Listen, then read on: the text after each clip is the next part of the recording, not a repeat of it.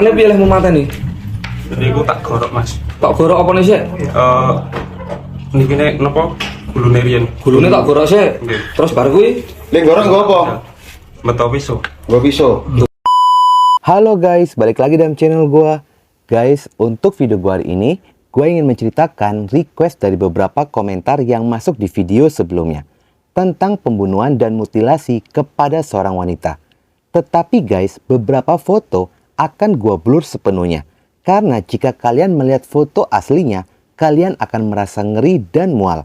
Sungguh tidak berperi kemanusiaan pelaku menghilangkan nyawa korbannya. Bagaimana kisahnya? Yuk kita simak videonya.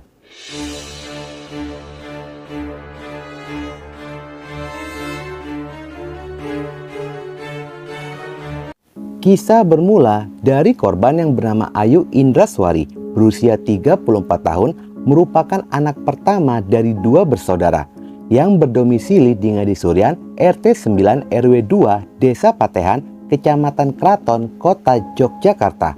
Berdasarkan informasi yang diperoleh, jika korban merupakan alumni manajemen di Universitas Jana Badra Angkatan 2011. Diketahui ketika menjadi mahasiswi, Ayu pun dikenal sebagai anak yang memiliki prestasi. Bahkan di lingkungan rumahnya, Ayu pun dikenal sebagai sosok yang baik dan rajin beribadah. Jika melihat statusnya di dalam KTP, korban ini masih berstatus belum menikah. Ternyata korban ini telah memiliki dua orang anak. Anak pertamanya kini berusia 8 tahun dan anak bungsunya masih berusia 1 tahun. Selama ini, Ayu mengaku kepada keluarganya jika dirinya bekerja di Angkasa Pura. Namun setelah kejadian ini pun barulah diketahui jika Ayu tidak pernah bekerja di sana. Lantaran pihak Angkasa Pura telah menyangkal jika Ayu salah satu karyawannya. Wanita penyuka kuliner ini meskipun dirinya adalah single parent, namun Ayu dikenal sebagai sosok ibu yang sangat peduli dan perhatian kepada kedua buah hatinya. Di saat sedang bekerja, dia pun selalu menyempatkan diri untuk berkomunikasi dengan kedua buah hatinya. Bahkan ketika pulang bekerja, dia pun tidak pernah lupa membawakan makanan atau jajanan untuk kedua anaknya. Mirisnya, tanggal 22 Maret 2023 merupakan hari ulang tahunnya. Dan Ayu pun sudah merencanakan untuk menikah dengan seorang pria. Dan rencana lamaran itu pun akan diberlangsungkan sehabis Lebaran.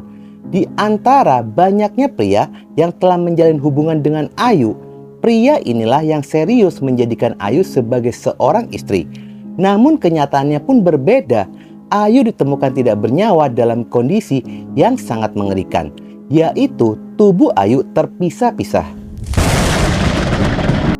Kejadian mengerikan itu bermula pada hari Sabtu tanggal 18 Maret 2023 sekitar pada jam 13.00 siang harinya. Ada seorang pria datang ke Wisma Anggun 2 yang berlokasi di Jalan Kaliurang kilometer 18 Dusun Purwodadi RT 04 Kelurahan Pakem Binangun Kecamatan Pakem Yogyakarta melakukan check-in kamar nomor 51 seharga Rp60.000 per 6 jam. Pada jam 14.00, pria itu pun pergi lalu kembali ke Wisma pada jam 15.00 bersama dengan korban Ayu. Di mana sebelum memasuki kamar, pria ini pun sudah memperpanjang sewa kamar tersebut.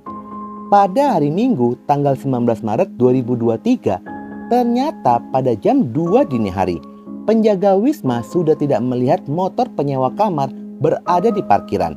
Hingga memasuki jam 22.30, penjaga Wisma pun merasa curiga lantaran penghuni kamar tidak pernah terlihat keluar dari kamar. Dengan adanya kecurigaan itu pun, penjaga Wisma pun memutuskan untuk mengetuk-ngetuk pintu kamar dengan tujuan ingin menanyakan apakah sewa kamar akan diperpanjang atau tidak.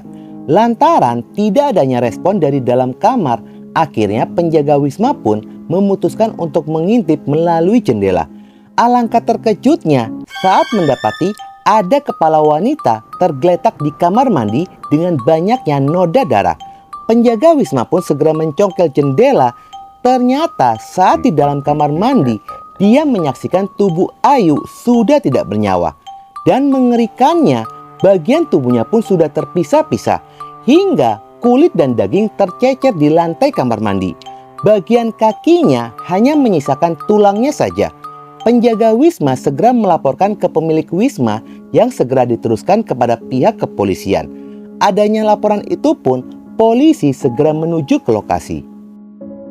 Setibanya polisi di lokasi, polisi pun segera melakukan olah TKP. Polisi menemukan korban dalam kondisi isi perut yang sudah terurai, kaki terpisah dan sudah dikuliti oleh pelaku kejahatan. Selain tubuh korban, polisi berhasil menemukan barang bukti sajam seperti gergaji, cutter, dan pisau komando yang segera diamankan oleh pihak kepolisian sebagai alat bukti.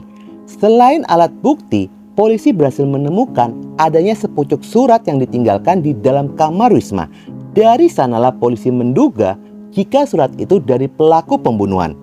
Berdasarkan informasi dari pihak wisma, jika penyewa kamar adalah seorang pria bernama Heru Prasetyo, datang mengenakan jaket dan tas pinggang serta mengendarai motor. Tubuh korban pun segera dievakuasi ke Rumah Sakit Bayangkara Yogyakarta guna dilakukan pemeriksaan lebih lanjut. Identitas korban berhasil diketahui lantaran polisi menemukan KTP milik korban berada di wisma. Pihak kepolisian pun segera menghubungi pihak keluarga dan memberitahu kabar duka ini. Heru Prasetyo berusia 64 tahun, ayah dari korban, tidak dapat menutupi kesedihannya mendapati kenyataan jika putri tercintanya meninggal dalam kondisi yang sangat mengerikan seperti itu. Heru mengaku sempat bertemu dengan anaknya pada saat Sabtu pagi. Setelah itu pun Ayu berpamitan pergi untuk bekerja. Namun pada sore harinya ponselnya pun sudah tidak aktif. Hingga waktu petang hari ponsel Ayu pun masih tidak aktif. Sang ayah pun merasa curiga dan khawatir karena hal itu tidak pernah dilakukan sebelumnya. Apalagi Ayu selalu meluangkan waktu untuk berkomunikasi dengan kedua buah hatinya. Ayahnya sempat merasa curiga jika perbuatan jahat ini dilakukan oleh mantan suami Ayu, di mana mereka sempat berkonflik lantaran mantan suaminya merasa sakit hati ketika Ayu memutuskan untuk mengakhiri rumah tangga mereka. Tubuh Ayu pun segera dikembalikan ke pihak keluarga dan dimasukkan ke dalam peti berwarna putih untuk segera dimakamkan. Tangisan keluarga, sanak saudara, dan tetangga mengiringi peti mati yang membawa tubuh Ayu ke tempat peristirahatan terakhirnya. Banyak yang tidak menyangka Ayu yang dikenal baik dan ramah harus kehilangan nyawa dengan sangat mengerikan. Sementara dari hasil pemeriksaan forensik, selain luka termutilasi, tim forensik pun menemukan adanya luka sayatan pada leher korban yang diduga luka awal pembunuhan dilakukan oleh pelaku kejahatan. Dari hasil pemeriksaan forensik, jika tubuh korban dipisah-pisah menjadi 65 bagian, terdiri dari potongan ukuran besar dan potongan kecil-kecil. Pihak kepolisian pun masih mendalami kasusnya dan melacak keberadaan dari pelaku pembunuhan. Hingga akhirnya polisi pun berhasil melacak dan mengetahui tempat dari terduga pelaku ini, yakni sebuah mes perusahaan yang berada di daerah Ngemplak. Namun saat polisi melakukan penggeledahan, polisi tidak menemukan terduga pelaku berada di sana. Namun polisi menemukan adanya sepucuk surat yang dimana isinya adalah ucapan perpisahan kepada seseorang. Dan isinya bertuliskan rasa penyesalan serta tekanan hidup lantaran dirinya memiliki banyak hutang. Dari sanalah kuat dugaan jika pria ini merupakan pelaku pembunuhan. Namun pihak kepolisian pun belum mengetahui apakah hubungan antara pelaku dan korban ini. Polisi menduga jika pelaku sudah melarikan diri keluar kota Yogyakarta. Polisi bergerak estafet melakukan pengejaran. Hingga akhirnya polisi berhasil menemukan titik lokasi yakni daerah Temanggung. Diduga lokasi tersebut merupakan lokasi di mana pelaku ini bersembunyi. Setibanya di Temanggung, ternyata diketahuilah jika pelaku memiliki saudara di sana. Ketika disergap, benar saja polisi berhasil menangkap Heru berusia 24 tahun di rumah saudaranya di daerah Temanggung. Penangkapan pelaku pembunuhan ini menjawab dugaan jika pelaku pembunuhan bukanlah mantan suami korban, seperti yang dituduhkan oleh pihak keluarga. Pelaku segera diamankan guna dilakukan pemeriksaan. Berikut cuplikan video interogasi polisi kepada pelaku pembunuhan. Yo pisau Kayak lo apa? pisau gede, Nggih, pisau gede. kater karo gendeng. Gue pisau sing gede kuwi. Tos gede niku. Oh, terus Bar kuwi tok piyake. Nggih, bar niku tak dimutilasi niku teng kamar mandi. Dimutilasi nang kamar mandi, lha mutilasi nganggo pisone gede kuwi ya. Nggih. Lah ngleti nggo kuwi. Kater enten gunting. Terus getihe Gede kan milih teng ngene alirane niku. Nek gede enten teng kasur, tapi mpun kula dilapi kali teng lantai. wis tok lapi. Nggih. Kowe kenal karo wedoke ket kapan? Mpun waktu sekitar 2 bulanan yang lalu. Apa? Pacaran apa ngopo karo Mboten niku korbane? Hah? BO. Open BO. Nggih. Berarti wedoke kuwi open BO. Nggih. Berapa kali kowe BO dhek? 2 kali. 2 kali. Pelaku pembunuhan ini pun memiliki pekerjaan dan bekerja di perusahaan di bidang jasa penyewaan tenda, di mana pelaku pun tinggal di mes perusahaan tersebut. Pelaku mengaku jika motifnya adalah ingin menguasai harta korban dikarenakan dirinya memiliki hutang pinjol 3 aplikasi dengan total 8 juta rupiah. Pelaku yang sudah bingung akhirnya merencanakan pembunuhan kepada korban 2 hari sebelumnya, yang dimana pelaku dan korban ini pun sudah saling mengenal melalui sosial media, dikarenakan pelaku pun sudah pernah open BO dengan korban. Pelaku merasa jika korban ini menjadi langganan menyalurkan hasratnya. Akhirnya memutuskan targetnya adalah Ayu untuk dibunuh. Saat keduanya berada di kamar dan ketika sedang berbincang-bincang, korban yang tidak mengetahui jika pelaku sudah menyiapkan pisau dan pelaku pun langsung menyayat leher korban yang membuat korban pun kehilangan banyak darah. Setelah itu, pelaku pun segera membawa tubuh korban ke dalam kamar mandi. Rencananya, pelaku akan membuang potongan-potongan daging korban ke dalam septic Wisma melalui kloset. Sementara itu, tulang-tulangnya akan dibawa menggunakan tas ransel. Namun ternyata, upaya menguliti memisahkan daging dari tubuh korban pun membutuhkan waktu yang lama, membuat pelaku merasa kelelahan. Sehingga pelaku pun memutuskan untuk pergi meninggalkan Wisma dengan kondisi daging korban masih tercecer di kamar mandi.